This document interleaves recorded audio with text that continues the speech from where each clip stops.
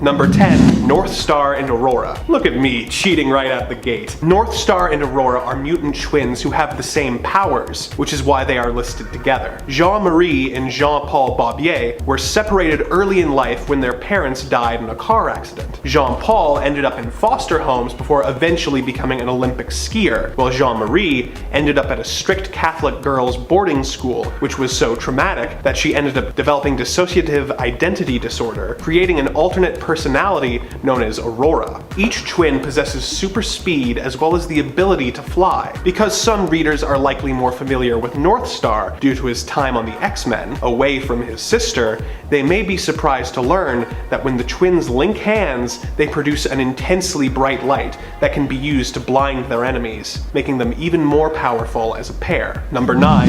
Sasquatch. Walter Lankowski was a brilliant and athletic student at Penn State on a football scholarship when he struck up a friendship with a fellow student named Bruce Banner. The two went their separate ways, but Banner inspired a fascination with gamma radiation in Walter. Walter became a player for the Green Bay Packers before retiring to finish his graduate studies at MIT. Fascinated by the Hulk, Walter decided to conduct a similar, though more controlled, gamma experiment on himself. This transformed him into the incredibly strong creature known as Sasquatch. Although at first glance he seems to simply be a knockoff of Hulk, due to the help of his teammate Snowbird, Walter is able to keep the beast at bay and retain his genius intellect when in his Sasquatch form, something the Hulk is only occasionally capable of in the comics. This makes him more than a blunt instrument, often helping the team just as much as a genius scientist. Number 8.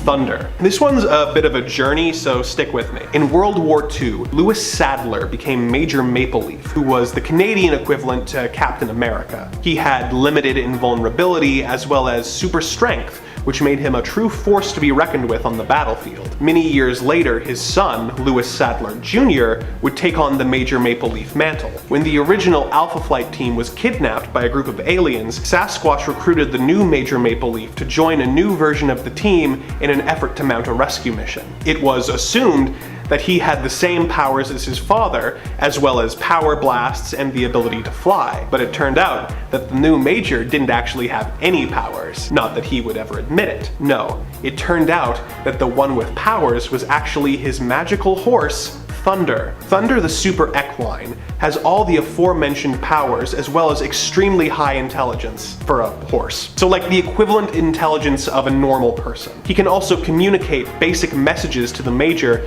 through meaningful gazes. Thunder is pretty chill about Major Maple Leaf stealing his, well, Thunder, and remained Sadler's faithful steed for the duration of the character's run. Number 7. Hornet. Hobie Brown is a hero who does not get enough love, not by a long shot. He recently appeared alongside the Slingers in the Amazing Spider-Man series during the Beyond event. He appeared in a side story that was featured in one of the Point Bays, or perhaps I should say the Point Bs, since that's short for Beyond. I still like saying Point Bay though. Hobie is known for his genius intellect, although he initially thought a life of crime was the right way to go with that, adopting the identity of the Prowler on Earth 616, but Spider-Man was quick to encourage his reform, even giving him work impersonating Spider-Man to protect Peter Parker's secret identity. He initially used his genius to build his first suit, which was where he basically got his powers from, possessing, no superpowers himself. He has since also built his newest suit for his heroic mantle of Hornet, and honestly, I'm really hoping we get to see more of him and the Slingers in the comics soon. The Slingers are so cool.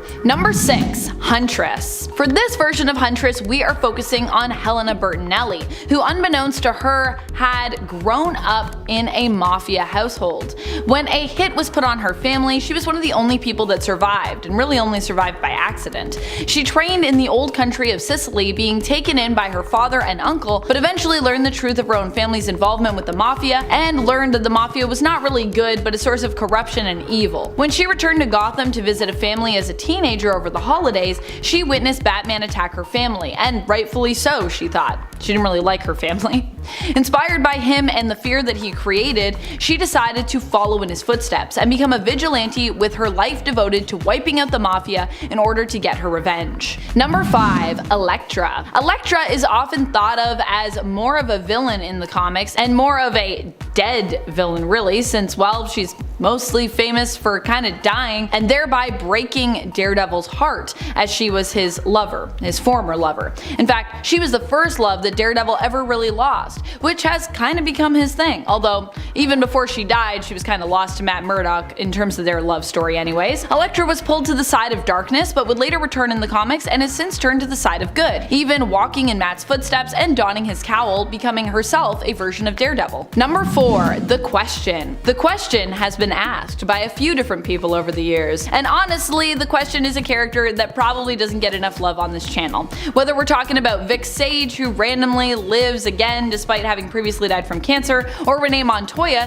his GCPD detective who was his former love interest who was later revealed to be gay and then later followed in her mentor Sage's footsteps, or the other one, the nameless one, who was kind of less cool than either of the other iterations in my opinion. The Question is an interesting character. While things got a little too magical with the newest version of the character, I've always loved that the original Question was both a master detective but also somewhat mystical as well, having much knowledge of things both spiritual and supernatural gathered through his travels. While not particularly well known for his fighting style, Vic did train Renee Montoya, who was already a pretty good fighter, being a trained boxer and police officer who also became a skilled martial artist, and even at one point managed to hold her own for a period of time in a fight against Lady Shiva, with Shiva even remarking on how the fight was more interesting than she initially expected. Which, from Lady Shiva, hey, that's a compliment. Number 3. Moon Knight. Moon Knight is a hero who many people now have more respect for thanks to his appearance in the MCU in his own series, Moon Knight. Here he is depicted as a man divided who brings all sides of himself together to take on god-level threats. If that isn't strong, I do not know what is. But even in the comics, Moon Knight has always had this potential really.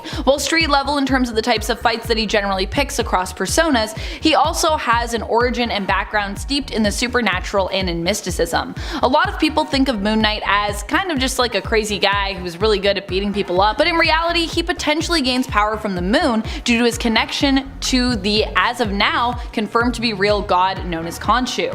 Aside from that, Moon Knight has also literally had to fight gods, even having to fight against his own god during Age of Khonshu. This likely has dampened his power source somewhat, as Khonshu is currently locked away, but Moon Knight still remains a powerful hero regardless. Number 2. Batwoman. Batwoman doesn't get hyped a lot on our channel unless we're talking about the Bat family or queer representation in comics, I feel. At least speaking for my own list and when I tend to talk about Batwoman, but she deserves to be hyped just for being a powerful hero in her own right. Kate Kane is the cousin of Bruce Wayne, and I just realized that their names rhyme. Kate Kane, Bruce Wayne. What the heck? She was kicked out of the military for being gay and ended up deciding to put her skills and abilities to good use as a vigilante instead. What's even more impressive is that although Kate only ever wanted to serve after losing her mom and her sister, she actually admits to being gay as opposed to hiding it, which is what causes her to have to leave the military. She couldn't bring herself to lie about it, and honestly, this shows one of Kate's greatest strengths and most prominent traits: honor. Kate Kane is a hero even skilled fighters like Cassandra Cain look up to, and she's proven to be skilled enough to take out an unsuspecting Batgirl, aka Barbara Gordon, which is no easy feat. Barbara Gordon is a pretty impressive fighter. Number 1. Danny Rand. Or Daniel Rand if we're being formal. While I do sometimes like to poke fun at Danny Rand, the fact remains that he is insanely OP, especially for being a street level superhero. While no longer the Iron Fist currently in the comics, Danny Rand for a long time was the guy you thought of when you thought the words Iron Fist. He's defeated dragons! Even without the Iron Fist power though, he is still a master martial artist who could probably only be rivaled in terms of his skill by the likes of someone else just as gifted, someone like another deadly martial artist superhero like Shang-Chi. Rand has complete control of his nervous system and can also withstand pain and achieve a sense of control over his body using meditation techniques. His senses are so great and attuned that he doesn't even need to be able to see his opponent to fight them, and he has been said to be a master of chi. Number 10. The Hex. Okay, so this is kind of cheating, as the Hex are actually a group of 6 Eternals, and also, while the other Eternals resemble humans for the most part, the Hex are more like gargantuan war machines. The 6 of these female Eternals, Femex, Tetitrona 3000, Rika Centaurus, Thieka the Harpicus, Phoebe Reginax, and Sign the Memotar, I'm sorry if I mispronounced any of those, are all powered by cosmic energy, just like the rest of the Eternals, and also like the other Eternals, they each have have more specific skills. The mechs is described as an orbital annihilator. Tetitrona can deploy destruction nodes. Rika is like a kind of druid, being able to manipulate plant life, making plant creatures to attack other people, which is kind of cool. Thieka is incredibly good at becoming intangible. Phoebe is a magic user, and last but not least, Sign can manipulate fire for both destruction but also creation. Don't ask me how. Number 9. The Delphin Brothers. The Delphin Brothers are, again, another interesting Eternal, or Eternals. It's a little confusing because while they started out as just one Eternal, their mother, the Delphin Mother, duplicated the Eternal into 4 clones, which was something other Eternals were not too happy about. In some stories, there have been at least 8 of these guys, but that was retconned in a recent run, so it is just 4. The best part is that they are usually shown to be a little childish, and they're always just kind of there, used as like muscle or to do bidding for another whoever is in charge. The 4 of these Eternals have all basic Eternal abilities with no speciality other than being copies of each other. They don't get individual names, and they almost always wear the same clothes, so they are completely interchangeable with one another. Number 8. Psychos. In 2000, Marvel released New Eternals Apocalypse Now, which I think was supposed to revamp the Eternals as it put together a new group of Eternals with some of favorites and made them a new team of superheroes called the New Breed. One of these Eternals was called Psychos, or as his superhero alter ego, Psyche. As you can tell, Marvel was being extremely creative with this new team of Eternals, so surprisingly, Psyche had an affinity for psionic abilities. He has shown the power to probe minds, manipulate the bodies of people against their will, and alter people's perceptions, as well as having the regular Eternal powers. He was also the most edgy member of the team, as he was arrogant, short-tempered, and was considered reckless. I'm sure he would have probably become a villain if this team gained any popularity. Number 7.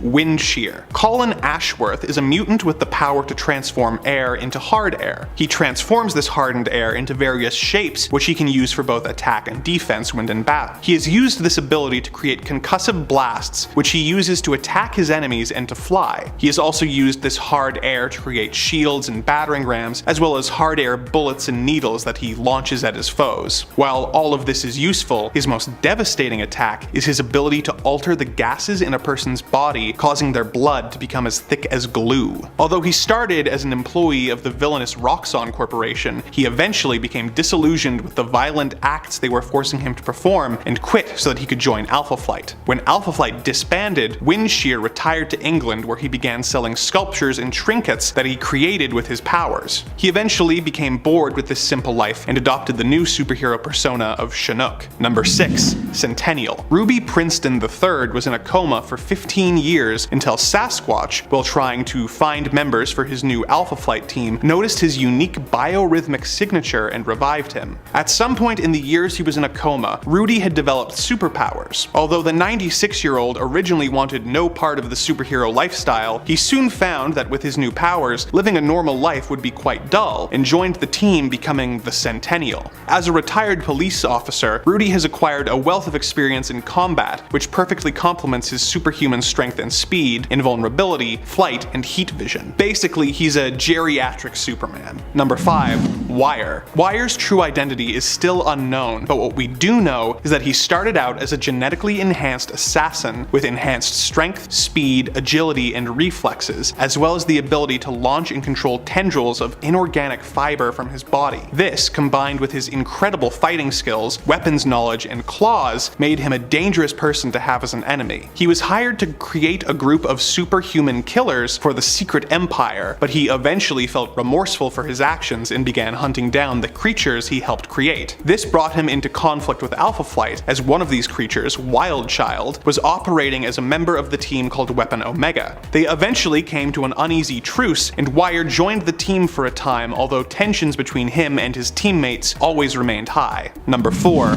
Box. Roger Box was a gifted inventor who was confined to a wheelchair after both of his legs were amputated. Not wanting to be limited to his chair, he created the Box robot, which he developed with the help of James Hudson, aka Guardian. Box operates with the use of a helmet which projects Roger's consciousness into the robot. The robot is incredibly strong and essentially invulnerable, and is able to fly, and is equipped with powerful blasters. Box was recruited to Beta Flight, the group trainees are put in when they are just about to graduate to Alpha Alpha Flight, but lost out on his chance to be a hero when Pierre Elliott Trudeau defunded Department H. Roger was recruited by the evil Jerome Jackson to join his supervillain team, Omega Flight, a group dedicated to killing James Hudson. Roger joined the group hoping to infiltrate them and help save Hudson. Jackson discovered his duplicitous nature and stole the box robot to fight Guardian in the infamous Alpha Flight number 12, which resulted in both Guardian and Jackson seemingly being killed. Roger later joined Alpha Flight, creating an advanced version of the box that didn't require a control helmet and that the user could instead phase into. Box eventually suffered a psychotic break, which resulted in him being lobotomized by the villainous Scramble and eventually killed by fellow teammate Madison Jeffries. Number 3.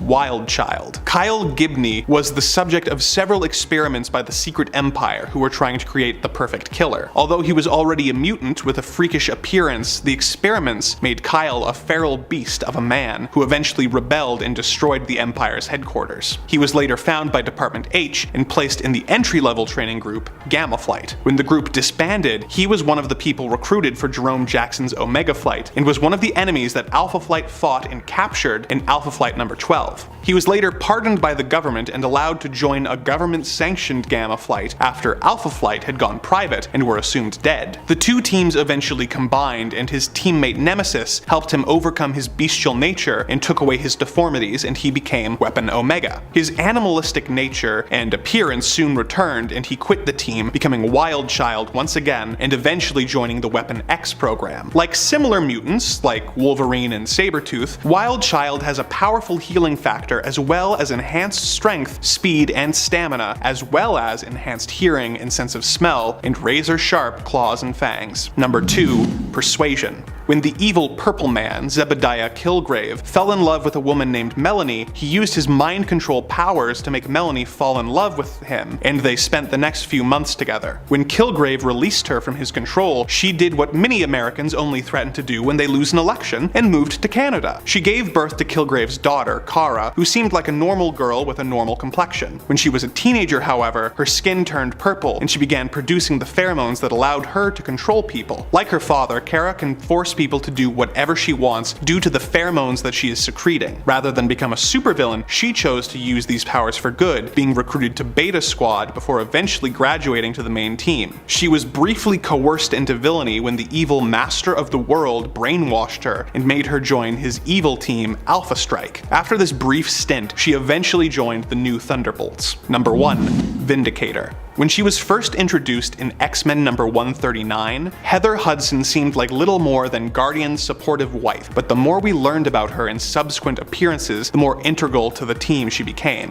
When James Hudson was working for Amcam Oil on his geological exploration suit, Heather McNeil was working as his boss, Jerome Jackson's secretary. She was smitten with James, and when he learned that his suit was going to be sold as a weapon and quit, she resigned too, being impressed with his strong morals. It was her idea to approach Department H for help, which led to the creation of Alpha Flight. When the team was defunded, it was Heather that brought them back together to battle the evil Tundra. She continued on in a support role before her husband was seemingly killed. In order to carry on his legacy, she was given a similar battlesuit and became the new leader of the team, Vindicator. From humble beginnings, she has managed to become one of Canada's greatest heroes. In Alpha Flight Volume 2, she was given a new suit which gave her the added ability to control volcanic and seismic activity. Number 10. Man-Bot. When the secretive and often shady branch of the Canadian government known as Department H gained access to the Box robot, they took one of their employees, named Bernie Lachesnais, and merged him with the robot. This resulted in most of Bernie's personality being lost, and he became Man-Bot. As a computer-machine-human hybrid, Man-Bot has several abilities that make him a valuable member of the team. Not only can he fly and process an enormous amount of data really quick, but he's also able to shoot both missiles and energy blasts at his enemies and incapacitate his foes with a nerve toxin. As he is mostly a machine, he's also immune to mind control, as he showed in Alpha Flight Volume 2, Issue 4, when he was the only member of the team who was able to resist the mind control powers of the villain Mesmero.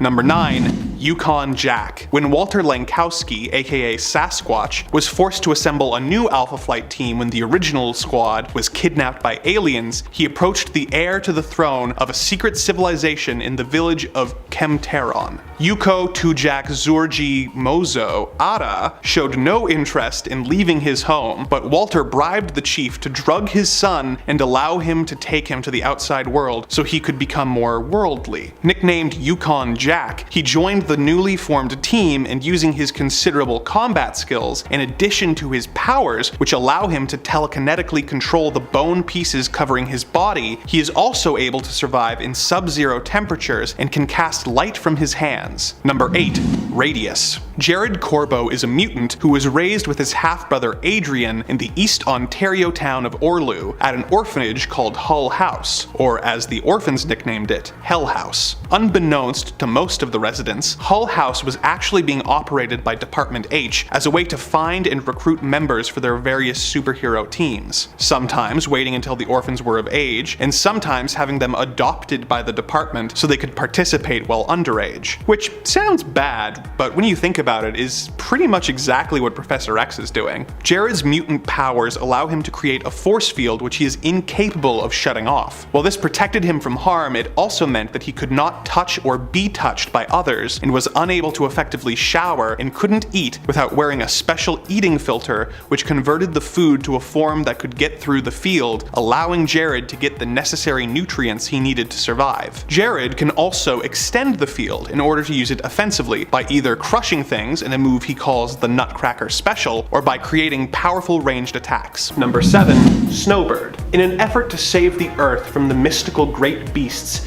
the Inuit goddess of the northern lights, Nelvana, mated with a human in order to create a daughter, Naria, who came to the Earth to protect Canada from the evil great beasts. She took on the secret identity of a RCMP officer named Anne Mackenzie, and soon joined the original Alpha Flight team as Snowbird. Snowbird's most well-known ability is to transform herself into any animal found in northern Canada, taking on its mass and strength, as well as any of the animal's other abilities. Some of her transformations include polar bears, owls, and whales. She can also turn into mystical Canadian creatures, giving her the power to become the dangerous and incredibly powerful Wendigo. Beyond these more well-known powers, she also possesses super strength in her human form, as well as post-cognition, which is the ability to see events that have transpired in the past at a given location. In Snowbird's case, she can see up to 6 hours in the past. Although this weakness no longer applies, Snowbird used to grow weak and sick if she was taken outside of Canada's borders. Number 6. Talisman. Elizabeth Two Young Men is the estranged daughter of Shaman, who reluctantly joined Alpha Flight and began working with her father. She eventually reached into the shaman's mystical pouch and found the Coronet of Enchantment, transforming Elizabeth into Talisman. Although she cannot remove the tiara without suffering excruciating pain, it grants her the ability to cast several impressive spells. Some of these spells give her the abilities of levitation, teleportation, and matter manipulation, just to name a few. Although her father can ask spirits to act on his behalf, the Coronet also gives Talisman the power to make spirits do what she wants. Number 5. Madison Jeffries. Another mutant member of Alpha Flight, Madison Jeffries served in the Vietnam War as a mechanic before returning home to Canada. He has the ability to alter and restructure inorganic materials with his mind. He uses this to create weapons and machines that help him in battle. When he returned home, he began suffering from post-traumatic stress disorder, which caused him to lose control of his powers and take over a small town. Wolverine was sent in to deal with the situation and helped Jeffries before he was recruited into the Alpha Flight training program, Gamma Flight. He eventually joined the main team, even having a relationship with Vindicator while her husband Guardian was presumed dead. Jeffries' powers extend beyond simply being able to control machines. He can actually phase his body and consciousness into machines, which he used on several occasions to merge with the Box mech suit to heighten his strength in combat. Number 4. Guardian. The leader of Alpha Flight, James McDonald Hudson, was a scientist working for the Amcam Oil Company to develop an exosuit to make oil exploration more efficient. When he discovered that AMCAM was planning to sell the suit to the Americans to use as a weapon, he destroyed the prototype and went to work for the Canadian government, developing his super suit and going through various different hero names before settling on Guardian. His power suit acts as a powerful armor while providing him with force field protection. The armor also gives him the ability to fly and shoot concussive electromagnetic beams. Although he does not have super strength, he can use a graviton beam to lift heavy objects. He can also be propelled westward at the same speed as the rotation of the Earth, making him appear to teleport. When he was presumed dead, his wife Heather wore a similar suit, taking on the name Vindicator, leading the team in his absence. It was later revealed that Guardian had been rescued by the alien race, the Quarillan, who saved his life.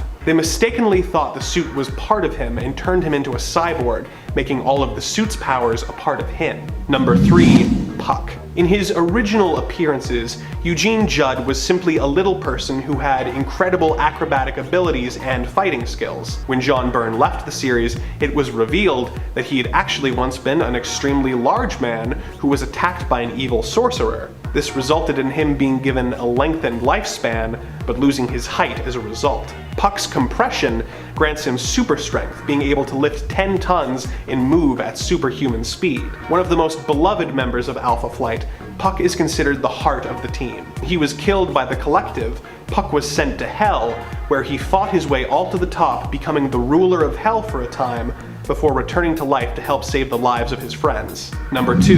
Marina. Marina was found as an egg by the Smallwood family in Newfoundland, who raised the young alien as their own before she was recruited to train with Gamma Flight, eventually graduating to Alpha Flight in their first issue. She soon left the team to pursue a relationship with Namor the Submariner, who she eventually married. As an amphibian, Marina is able to thrive both above and below the water, being able to swim at a top speed of 51 knots. At times, her alien instincts would make her become bloodthirsty and violent, causing her hands to transform into deadly talons. Although not one of the most powerful members of the team, she eventually transformed into a Leviathan, a giant sea snake that could shoot beams from her eyes. Number 1. Shaman. Dr. Michael Two Young Men was Canada's most brilliant surgeon before losing his wife in surgery caused him to recommit his life to learning the mystic ways of his people. He eventually became Shaman, one of the original members of Alpha Flight. The source of his powers is a mystical pouch which contains anything he needs at any given time to perform his spells. He has been shown to be able to control plants as well as fire and the weather. He can also convene with spirits and animals,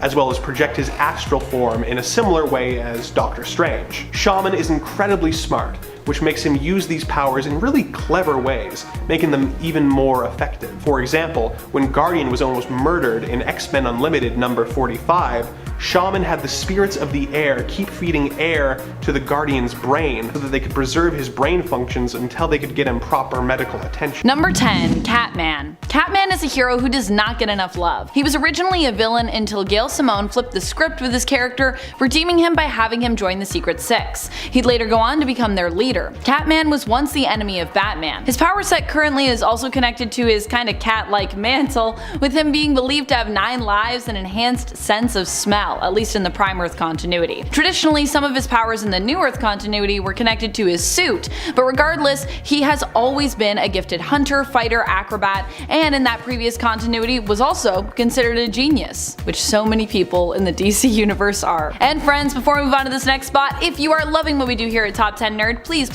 go check out our newest channel, Most Amazing Top 10 Anime. Number 9. Ricochet. Ricochet is a really interesting hero. He's actually a mutant, but has also been spotted as a one-time member at the Avengers Academy. He also is a former member of the Slingers, which was where he was first introduced in their eponymous series in the 1990s. While the Slingers would later disband, they have since returned in the comics, with Ricochet being reunited with his former partner Dusk, who believed he was being held against his will when he simply had taken up a job with Beyond and was participating in experiments involving interdimensional tech. Ricochet's mutant power grants him enhanced agility and dexterity, which also lends to him having a power similar to Spider Sense, where he can basically feel when he's in danger, and also makes him a skilled marksman as well. Number 8. Wildcat. You know Black Canary? You know Catwoman? You know Batman? You know Superman? Well then in a way, you know Wildcat. Ted Grant is Wildcat and he has trained all of those superheroes. If you've seen them go to blows with the villain, there's likely that you're seeing some of his skills on display there as a teacher and a boxer. Ted Grant was framed for the death of one of his opponents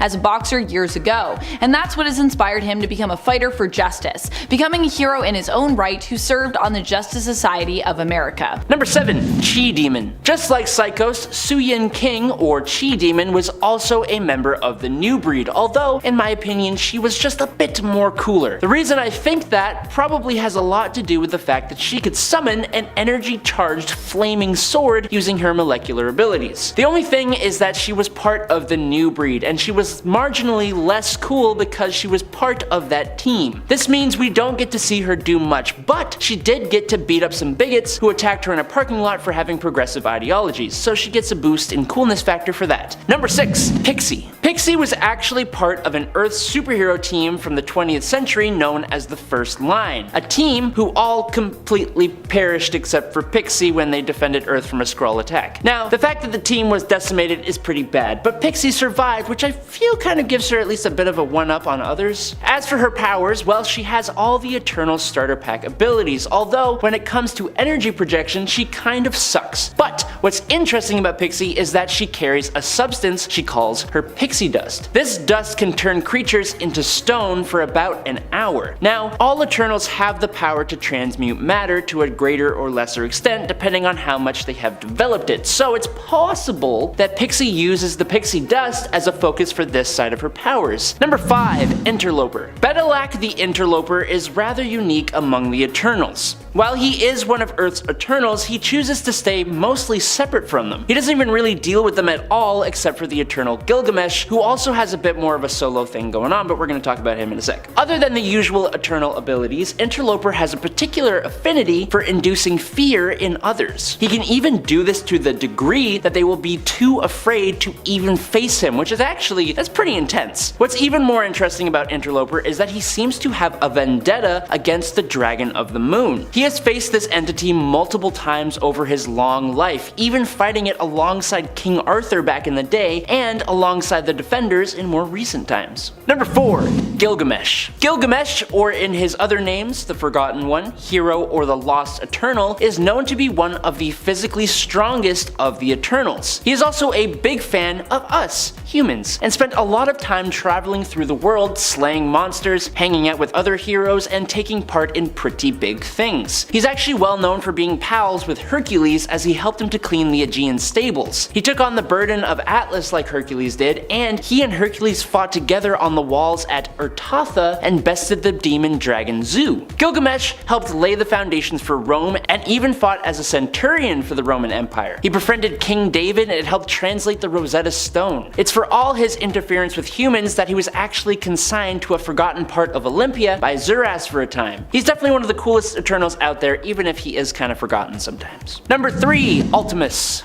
Okay, so just like the Earth has Eternals, so do a lot of other planets. One of those planets would be Hala, the homeworld of the Kree, resulting in the Kree Eternals and the Kree Deviants. One of the most well-known of the Kree Eternals would be Ard Khan, or Ultimus. He, along with the rest of the Kree Eternals, took to space and went exploring, which brought them to Earth. But unlike the rest of his race, Ard Khan stayed here for about a millennia before being imprisoned by a deviant. When this guy first showed up in Thor issue 209, he was able to incapacitate Thor for about 2 hours with a single punch. So right off the bat, he's really strong. And going toe to toe with Thor shows us he has pretty much all the abilities Eternals have, like energy manipulation and being immune to any kind of aging. But Ultimus could also manipulate radioactive energy as well as using it to heal and strengthen himself as well as alter his size. He was also immune to the telepathic attacks of Star Fox, so he has that. Number 2. Vulcan. When Zuras became the Eternal leader, he ordered the construction of Olympia, the Eternals' capital city, but there were also 2 other cities built as well, Oceania in the Pacific and Polaria in Siberia. Vulcan was a polar Eternal, and these Eternals were a bit more of a brutish group than compared to the Olympia Eternals who were all fancy schmancy. But this group of Eternals also spawned some of the strongest ones, including Icarus, Ajax, and Druig, who was the son of Vulcan. Vulcan's power should be evident from that fact alone, but his presence scared a group of scuffling Eternals, including Icarus and the Delphin brothers. He could fire energy from his eyes like Icarus, but also lightning bolt energy blasts from his hands. He could fly at the speed of sound, and he even had the telepathic ability to delete memories, even from Asgardians. But Vulcan's real strength probably lays in his mind. He was an incredibly gifted military strategist as well as a really good architect. He was always said to be exceedingly intelligent, but he apparently lacked creativity, which probably led to his demise when Thanos became the Prime Eternal. Number 1. Thane. Speaking of Thanos, Thane is another particularly unique Eternal. Thane is the son of the hybrid mutant Eternal, Thanos, and an Inhuman woman, so Thane is both an Eternal with that deviant gene, plus he was an Inhuman, which is important as Thane underwent the process of Terrigenesis, and let me tell you, buddy boy here is pretty scary. After Black Bolt of the Inhumans detonated the Terrigen during a fight with Thanos, who was looking for his lost son, the Terrigen Mist activated Thane's powers, which then accidentally decimated the inhabitants of the lost city of Orlon. Thane gained the ability of Death Touch with his left hand. This essentially meant that anyone within a certain radius of Thane just straight up meets their end. But it was an incredibly unstable ability to have, so he had to have a containment suit given to him by Ebony Maw. Now with his right hand, Thane can project an amber construct, and anyone he traps within it is left in a state of living death, so it's either the end or like basically the end. Thane has used this ability when powered by the Black Vortex to contain the whole of the planet Spartax. Oh, he's also had the Phoenix Force at one point. It kind of feels like Marvel didn't really know what to do with this character, so they just kind of like threw different things at him. Number 10. Brainiac. When it comes to Brainiac, I always think of that time that he was defeated by Superman, when Superman kicked him out of his own ship onto Earth and Brainiac was defeated by the germs of Earth. Oh boy. But just because that is one of the first thoughts that comes to my mind when I think Brainiac, doesn't mean that it defines the character as a weakling. Actually, not at all really. There is definitely something to be said for having a jacked brain, and Brainiac has also been depicted as having a jacked bod before as well. Like that time in Jeff Johns' Action Comics story arc, Brainiac, a 5-part story, where it was revealed that all of the Brainiacs Superman had fought in the past were merely androids, and that the real Brainiac was even more powerful than all of them combined, both mentally and physically. And friends, before we move on to this next spot, if you love what we do here at Top 10 Nerd and you've thought to yourself, man, I wish they talked about anime, man, I wish they talked about manga, guess what? We do! You can check it out at Most Amazing Top 10 Anime. Go give them a sub and let them know I sent ya. Number 9. Black Hand. Black Hand is William Hand, the Herald of Necron. In the Prime Earth continuity, he becomes a Black Lantern again, who earns his ring after taking his own life. Rather than remain as an Indigo Lantern, when the opportunity presents itself, he seeks freedom, taking his own life so that he might rise again as a Black Lantern. After dying, he was resurrected, being offered his own Black Lantern ring, which emerged from his mouth. As a Black Lantern, Black Hand has the power to control dead bodies. He can temporarily revive and animate them, although these people are not really brought back to the living, but more become like thralls under his control or zombies. As a member of the undead as well, Black Hand is almost unkillable. He can regenerate from almost any damage done to him, including having his brain completely fried by Hal Jordan. In the Prime Earth continuity, William Hand was one of the members of the Legion of Doom for a short time. Number 8. Killer Frost. Number 2.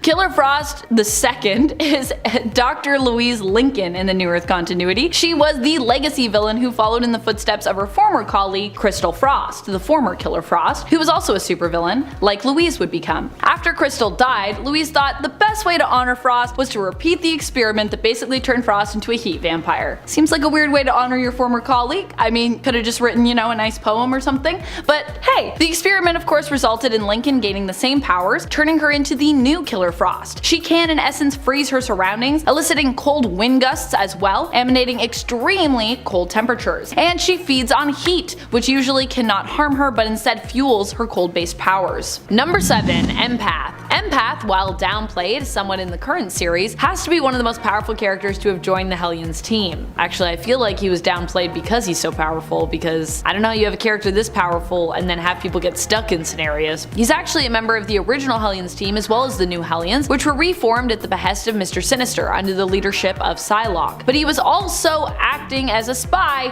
for the initial woman behind the Hellions, the original Hellions, Emma Frost. Empath is Manuel de la Rocha, and despite meeting many untimely ends during his time working on Sinister's Hellions, Empath is extremely powerful as he has the power in essence to manipulate and control others' emotions. Empath can also read emotions, being, as his name implies, an empath. He can change the level or type of influence he has over another person, turning them into a mindless zombie following his orders without question, a lovesick puppy, something more nuanced, or something in between any of these states of control. Empath can also exert his influence over more than one person at a time. Number 6. Firestar. Firestar is Angelica Jones. She was once a Hellion recruited by Emma Frost and later manipulated by her as well during her time on the team. Pretty disappointing for Angelica to find out later she greatly looked up to Emma at one point. Firestar has since proved her mettle enough to make the cut for the current X-Men team. Firestar's powers harness microwaves, which she can then emit in a fiery blast or use to cause her target to heat up and even melt, because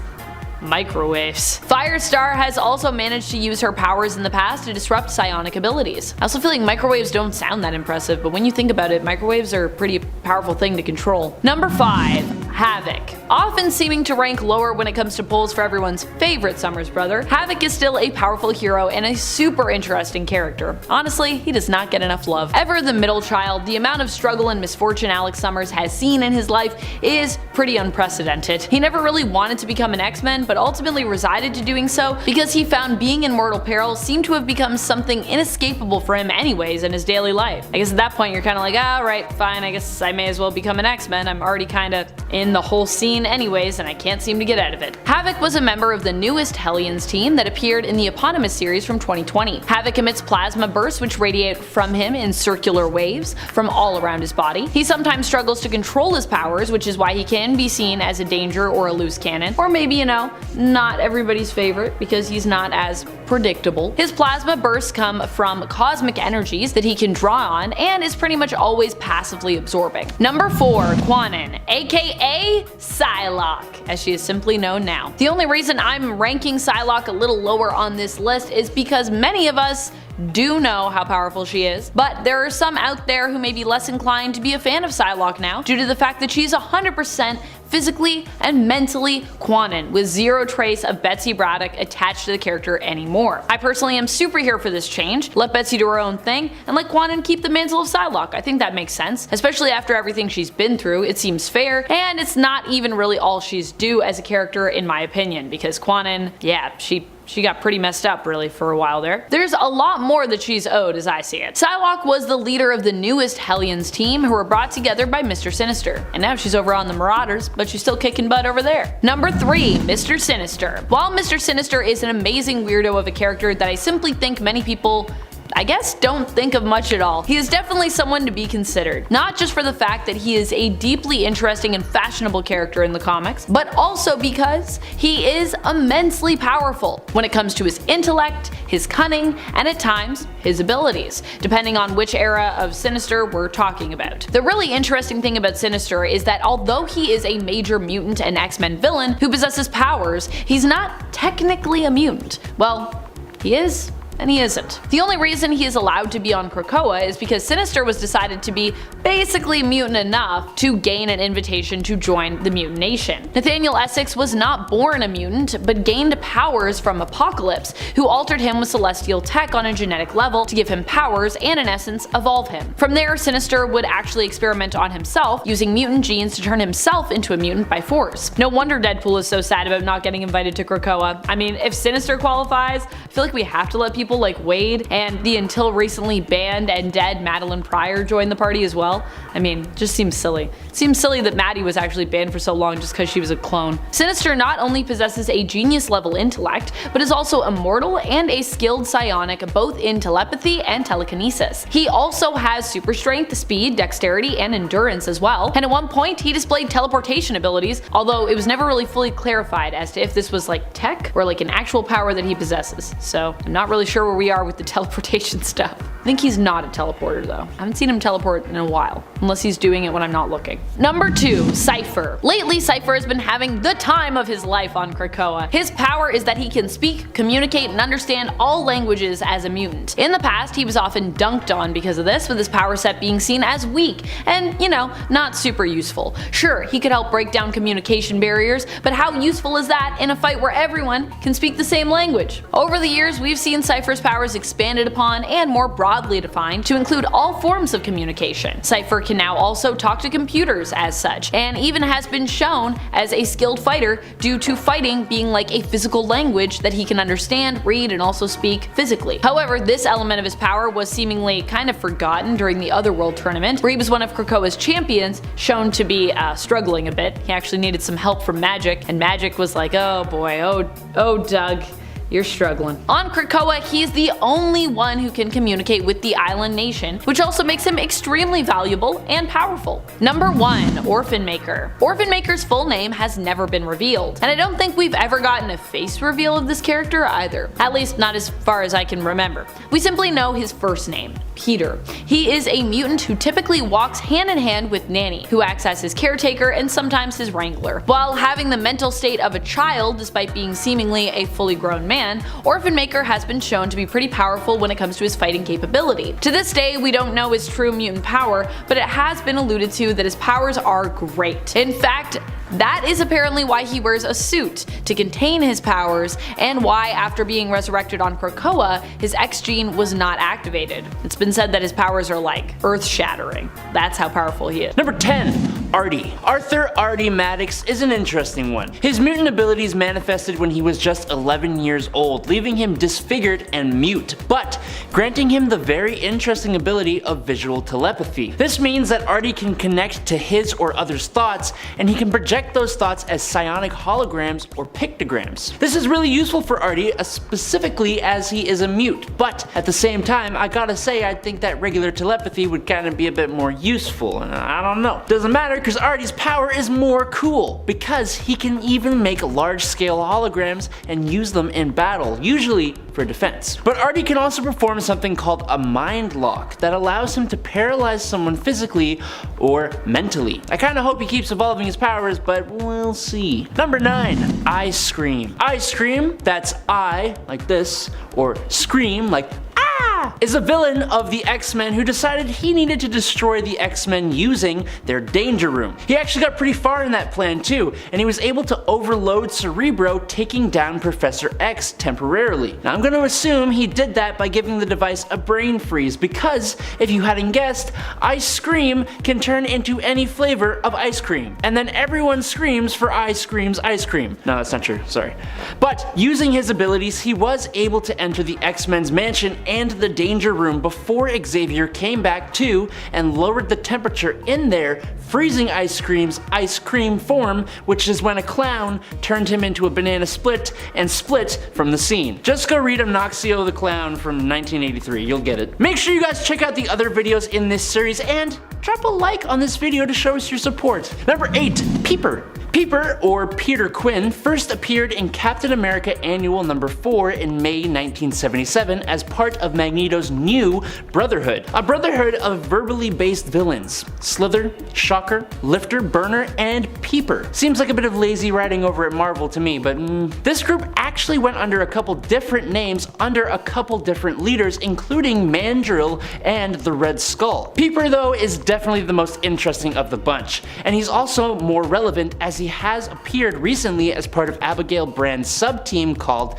the Six. On this team, Peeper played the role of the Eye, using his abilities to examine Chiron or Kerbon particles. That's because Peeper has the gift of telescopic, microscopic, and X-ray vision using his enlarged eyes, but he also had an offensive ability in the form of yellow or red concussive optic blasts. He also seems like a decent dude, despite usually being a villain. Number 7, Cheetah. Cheetah is someone we maybe don't think of as being super powerful in the DC universe, but we also need to keep in mind that she is a villain strong enough enough to take on the likes of one of the Justice League's founding members and members of the Holy Trinity there, Wonder Woman. Cheetah, like many supervillains on this list that you might underestimate, is also a genius, and was actually handpicked to be a member of Lex Luthor's Legion of Doom when he reformed the team during Rebirth. For a time, she even wielded the reforged Godkiller sword in addition to her cheetah-like and magic-based abilities and powers, although Barbara Minerva has since given up the blade, returning it to the Amazons. Number 6. Black Adam. Black Adam has to be one of the most powerful members of the Legion of Doom. He is magic-based when it comes to his powers, and packs enough of a punch to rival Shazam, and in some instances also Superman. In fact, because he is magic-based, he sometimes even gets a leg up on fights with Superman. Black Adam has been allied before with the Legion of Doom when he was a formidable and terrifying foe to come across, but he's also been a powerful ally to the Justice League before. In fact, up until recently, he was a prominent member for the Justice League, but Dark Crisis may have caused his allegiances to turn, which makes sense. Something as apocalyptic as Dark Crisis may just require, a darker approach that only the Legion of Doom would be willing to take. Unfortunately, I don't think it panned out too well for them either, but they tried. They're doing their best. Black Adam is ranked a little bit lower on this list, by the way, because we already kind of know, he's super strong, but there are some people that don't think about him, so I still wanted to feature him here. Number 5. Golden Glider. Golden Glider is Lisa Snart, sister to Captain Cold's Leonard Snart, and longtime girlfriend of another fellow Rogues member, Mirror Master. Golden Glider is a pretty cool and underrated character, I think. She never wanted superpowers in the Prime Earth continuity version of her story, but hey, she got them anyway. This happened when the Rogues attempted to merge their weapons with their DNA to basically grant them actual superpowers. The device they were using exploded, and Lisa was caught in that explosion, leaving her physical body comatose, but granting her astral projection powers, which she could use to phase and turn invisible. Number 4. Bizarro. While maybe not the most intelligent traditionally of the lot, Bizarro is still a very powerful foe who deserves his place on this list. Bizarro is basically seen as being the reverse of Superman. For example, while Superman is good and has heat vision, Bizarro is generally bad, a villain, with his own equally powerful cold vision. Depending on the origin and which Bizarro we're talking about, Bizarro is an imperfect clone of Superman created by Lex Luthor. At one point in the Prime Earth continuity, he also possesses a genius-level intellect, which made him even more dangerous, but alas, this was only temporary. Poor Bizarro. Number 3. Heat Wave. Wherever Mick Rory goes, fire generally follows. Mick Rory is Heat Wave, a pyromaniac who also happens to be a genius. A deadly combination. His origin story in the New Earth continuity involved him pretty much killing anyone who ever managed to get close to him as he was growing up by setting them aflame.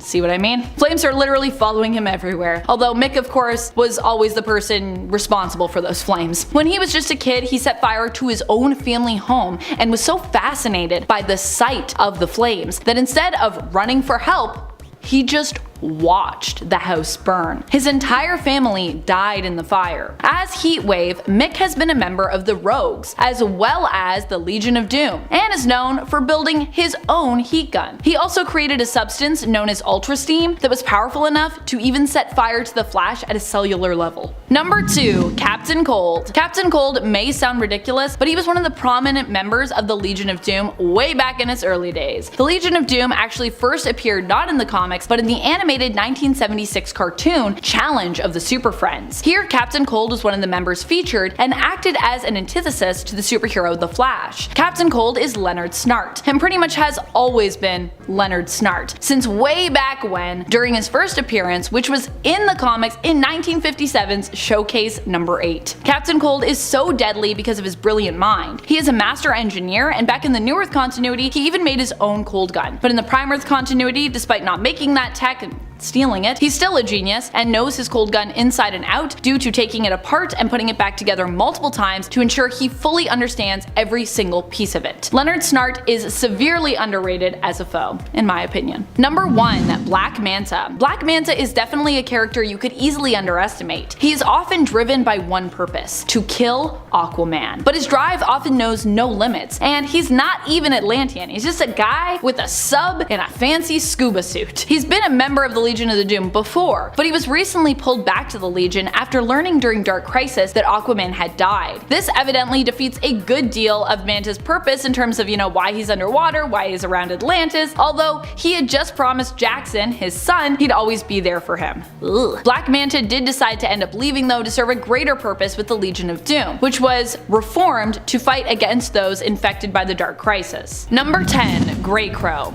Grey Crow has probably been one of my favorite character evolutions in the comics. Originally, John Grey Crow was a villain, one of Sinister's marauders, and was known by a codename so awful I cannot really speak it here. But you can look it up if you feel so inclined to see for yourself. However, he recently turned over a new leaf on Krakoa, finding camaraderie with the misfit team known as the Hellions, brought into existence at the suggestion of Mr. Sinister, but led by Psylocke, and co-led really by John himself, who acted as Quanen's right-hand man. Grey Crow's powers allow him to manipulate mechanics, which is generally why he himself often chooses to be covered in tech. And in fact, for a while I thought he was a cyborg, but he's not. He's just a guy covered in tech. And friends, before we move on to this next spot on our list, if you are loving what we do here at Top 10 Nerd, please go check out our newest channel, Most Amazing Top 10 Anime. Number 9. Beef. Beef was added to Emma Frost's Hellions team to be their new muscle after the loss of the second Thunderbird, James Proud, now known as Warpath. Beef is Buford Wilson.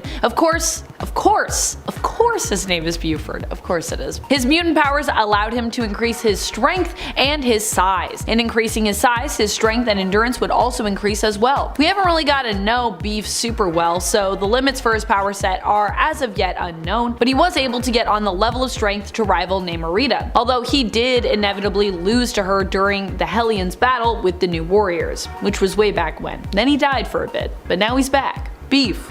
Number 8. Magma. Magma is Amara Akia. She was once a member of the New Mutants, who were known to be rivals of the Hellions team, but Amara developed an attraction for a member of the Hellions, Empath, which would later be revealed to be a mutual attraction between the two. Eventually, Magma would even leave the New Mutants and end up deciding to join the Hellions instead. Magma is pretty powerful despite the fact that she doesn't get a ton of love usually in the comics. She can move tectonic plates, causing short ranges of earthquakes, create lava, or of course, magma, and manipulate and generate fire. Number 7. Broo. Saying that a mutant is unique kind of feels redundant, as most mutants have pretty unique abilities from others of their kind, but Broo is even more unique as he is not a mutant of the human race. Instead, Broo is a mutant of the incredibly violent and parasitic insectoid alien race known as the Brood. This essentially means he can actually feel compassion and friendship, and he was born separately from the Brood hive mind, meaning he is not loyal to a Brood queen. He also possesses super genius levels of intelligence, making him one of the smartest students at Jean Grey's School for Higher Learning. So, Broo's X gene mutation is only really mental or psychological in nature, but being a Brood, he brings natural body armor and fanged jaws to a fight, and recently, Broo actually consumed a king egg, making him king of the entire Brood species, including the Brood queens. Number 6. Big Bertha. Bertha Crawford, originally Ashley Crawford until she changed her name, had the mutant ability of total control over her body's physical size and mass. She can add or take away hundreds of pounds to herself at will, controlling her figure. This allowed her to become the highest paid fashion model in America at one point, but also allowed her to don the Big Bertha superhero persona. Using her abilities to add bulk and mass, she actually increases her durability and her strength to a peak of lifting 50 tons, allowing her to jump huge distances like the Hulk. No matter what size Bertha alters herself to though, she has a high level of athleticism. Ashley rebranded herself into a plus size model, which is when she changed her name to Bertha, and you know what? She still kinda killed it. Good job. Number 5. Decimus Furious. Decimus Furious actually began his life all the way back in ancient Rome, where his mother and father took their own lives, leaving Decimus homeless on the streets. In 281 AD, on the cusp of the afterlife due to his hunger, his mutant powers activated. This gave him super strength and durability, alongside an extremely bestial form similar to like a minotaur, but almost as if it was made of stone. He's really super cool looking, honestly. But his his more powerful ability would be Empathic War Infection. This basically means that Decimus can infect anyone who he strikes with a thirst for war, which will send them into a rage-filled state. It also acts as a defensive tool against telepaths who try to read or control his mind, causing the war infection to overcome the telepath. He has also been shown to be able to piece himself back together after being blown up, which is funny because he blew up when Phantom X made him feel love, which did not compute, and he just went boom. He became Apocalypse's final horseman of war. Number 4. Warpath. James Proudstar is the younger brother of John Proudstar, also known as Thunderbird, and he always idolized his brother, but in that idolization he actually limited his own powers to a degree. Mostly, his mutation boosts up his physical capabilities, granting him super strength that has had various different levels, once having Hulk levels of strength, but another time struggling to fight an alligator. He can run at 100 miles per hour, and his stamina allows him to exert himself for 24 hours without rest. He can withstand a hell of a lot more than a regular human, like falling several stories or being hit with energy blasts. His agility and reflexes are increased to the point of dodging bullets, and his senses allow him to see in the dark and hear sounds other humans can't. After some training with Pete Wisdom, Warpath has shown the ability of self-propelled flight and a regenerative healing factor. What's really interesting is that while working with Ghost Rider, James gained shamanistic abilities like perceiving spirit energy. He's also probably one of the best mutant combatants, whether it's unarmed or armed with his vibranium daggers. Number 3. Gideon. I believe Gideon here is the first external to make this list. The externals include immortal mutants like Selene and Apocalypse, but they all share a psychic link which separates them from other immortal characters. Gideon was born during the 15th century, and aboard Christopher Columbus's first expedition, he actually succumbed to scurvy, and his life was changed forever when he resurrected and gained his mutant abilities. Like all externals, Gideon is immortal and no longer ages. He can also resurrect himself, as confusing as that sounds since he's immortal, but unique to him is the ability of power mimicry, giving himself the powers, advanced skills, and talents of any being, android, or even battlesuit, and he's been able to gain the powers of 3 people at once. But more than that, his powers allow him to fully understand how to use that other person's powers to the point that he can even overcome the original user of said power. Number 2. Cypher. Cypher, or Doug Ramsey, has omnilingual translation abilities, and considering that communication is an essential part of our everyday lives, whether that be with other humans, devices, or even our own selves, I'd say he's pretty powerful. He can translate language of literally any origin, even alien. He can read and decipher codes, including computer code, as well as read body language, subtext, and unspoken intention. More recently, everything he sees is interpreted as information, meaning he basically kind of just reads life. He can read body language to the extent he is able to predict people's moves before they make them. He can learn and perform spells for magic users, and he even created his own overly complex language that makes him immune to psychic mind reading. But Doug actually merged with Warlock, essentially giving Doug techno-organic shapeshifting abilities on top of everything else. And for our number 1 spot, we are going to talk about my number 1 favorite X-Men, Nightcrawler. Kurt Wagner was first introduced in Giant Size X-Men number 1 in April 1975, with the mutant ability to biophysically displace himself into the Brimstone dimension, travel through it with a subconscious sense, and then return back to our dimension in a different location, essentially teleporting. This all happens so fast it's almost instant, and it always is accompanied by the signature BAMF sound. Although he can teleport really far, even across the world more recently, he avoids teleporting to places he hasn't been before, or places he can't see, as he can accidentally end up appearing within solid matter, which could potentially end his life. Although he does have a small amount of spatial awareness that at least keeps his feet from teleporting into the ground, and he can even use the little demon things known as BAMFs as teleportation beacons that allow for teleportation to places he hasn't been before, even across dimensions. Through his unique physiology, he gains a few extra abilities as well, like a prehensile tail, microsuction hands and feet, and flexible bone structure, but he can also camouflage himself, bending light using the Brimstone dimension. But what a few might not know is that he actually became immortal thanks to the fact that recently, he sacrificed his soul in heaven to come back to life, which is good because I never want to lose this legendary blue mutant.